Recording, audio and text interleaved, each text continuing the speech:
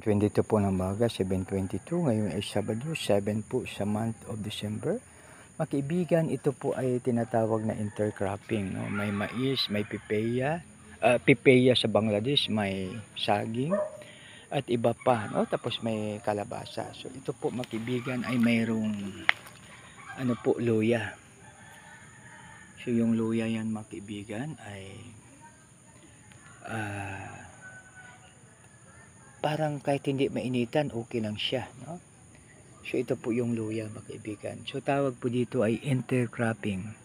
Mayroong mais, pinya, mayroong pipeya, mayroong saging, at mayroong ding mga kalabasa, at mayroong ding pong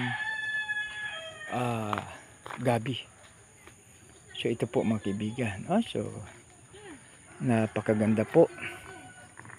Isang maganda, mapagpala, mapagbiyahe, makayos po ng baga sa bawat isa. God bless us all.